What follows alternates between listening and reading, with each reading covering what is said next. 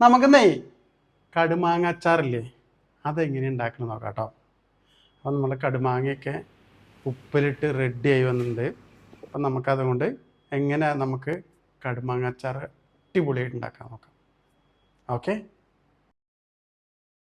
അപ്പോൾ നമ്മുടെ കടുമാങ്ങ കണ്ടില്ലേ, ഉപ്പിലിട്ടിട്ടൊക്കെ കണ്ടോ, അതായത് ഇതേമാതിരി ഇട്ടിട്ടോ നല്ല ചുക്കി ചുളിഞ്ഞ് കേട്ടാ. നമ്മൾ കടിക്കുമ്പോൾ നല്ല ഭയങ്കര ക്രിസ്പി ആയിട്ടോ.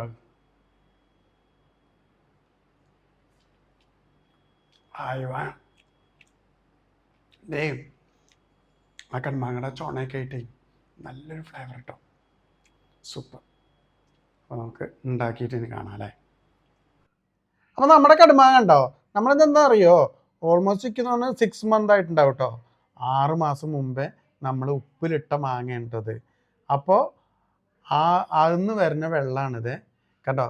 കടുമാങ്ങയിൽ നമ്മൾ ഉപ്പിലിട്ടിട്ട് ഉണ്ടായ വെള്ളം. ഓക്കെ, അപ്പോൾ നമ്മുടെ കടുമാങ്ങ ഉണ്ടോ ഇതേമാതിരിയൊക്കെ റെഡി. അപ്പോൾ നമ്മൾ ആദ്യം എന്താ ചെയ്യേണ്ടതെന്ന് അറിയോ, കുറച്ച് ഉലുവയും കായവും ഇത് രണ്ടും കൂടി നമ്മൾ എന്ത് ചെയ്യണമെന്നറിയോ, നല്ലെണ്ണയിൽ ഇട്ടിട്ട് നന്നായിട്ടൊന്ന് വറുത്തെടുക്കുക കേട്ടോ. കണ്ടോ, നമ്മൾ വലിയൊരു കഷ്ണം കായം തന്നെ എടുത്തിട്ടുണ്ട് കേട്ടോ. നമുക്കെന്താ വെച്ചാൽ കായം ഇതിന് മെയിനാണ്, കായവും ഉലുവയും. അതിൻ്റെ ആ ഫ്ലേവറാണ് ശരിക്കും അതിന് നല്ല അടിപൊളിയായിട്ട് വരിക. കണ്ടോ, നമ്മളിതെന്ത് കാണണം, നന്നായിട്ടൊന്ന് ബ്രൗൺ കളർ ആവുന്ന വരെ നമ്മൾ വറുത്തെടുക്കുക. എന്നിട്ട് നമ്മൾ എന്ത് ചെയ്യണമെന്നറിയാം, നമുക്ക് കുറച്ച് കടുക് വേണം. കടുക് എടുക്കുക, എന്നിട്ട് നമ്മളിത് നന്നായിട്ടൊന്ന് പൊടിച്ചെടുക്കുക. അപ്പോഴേക്കും നമ്മുടെ കായവും ഉലുവില്ലേ അതൊന്ന് ചൂടാറിയിട്ടുണ്ട്. നമുക്ക് അതും കൂടെ ഇതേമാതിരി മിക്സിയുടെ ജാറിലിട്ട് നന്നായിട്ടൊന്ന് പൊടിച്ചെടുക്കാം കേട്ടോ. കണ്ടോ, അപ്പോൾ നമ്മുടെ കടുകും പൊടിച്ചെടുത്തു, നമ്മുടെ ഉലുവയും കായവും കൂടി നമ്മൾ പൊടിച്ചെടുത്തു. കണ്ടോ, ഇതേമാതിരിയൊക്കെ റെഡിയായി നമ്മളിത് മാറ്റി വെച്ചു. ഇനി നമ്മൾ എന്താ ചെയ്യേണ്ടതെന്ന് അറിയോ, നമുക്ക് നാട്ടിൽ ഈ മുളക് പൊടി കിട്ടും, കടുമാങ്ങ മുളക് പൊടി എന്ന് പറഞ്ഞിട്ട്.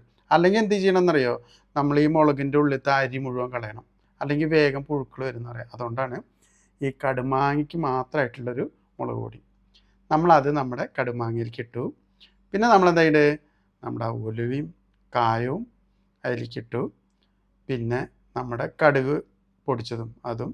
പിന്നെ നമ്മൾ ഈ കടുമാങ്ങയിലെ വെള്ളമില്ലേ അതിനെ കുറച്ചും കൂടി ഇട്ട് നമ്മൾക്ക് തിക്കിനനുസരിച്ചിട്ട് കേട്ടോ അതും കൂടെ മിക്സ് ചെയ്ത് കഴിഞ്ഞാൽ നമ്മുടെ കടുമാങ്ങ റെഡിയായി. ഇത്രയേ ഉള്ളൂ കേട്ടോ കടുമാങ്ങയുടേത്. ചിലവർ ഇത് കടുകും മുളകൊക്കെ വേണമെങ്കിൽ വറുത്തിടും. നമ്മുടെ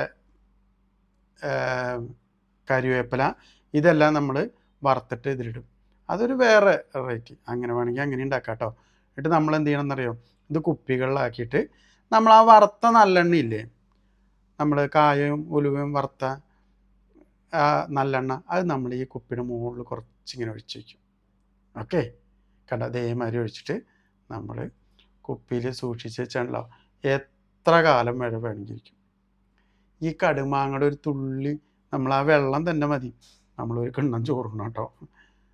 നല്ല ടേസ്റ്റാണ്, സിമ്പിളാണ്, വെറൈറ്റിയാണ്. ഓക്കെ, ഉണ്ടാക്കിയിട്ട് അഭിപ്രായങ്ങൾ പറയട്ടോ.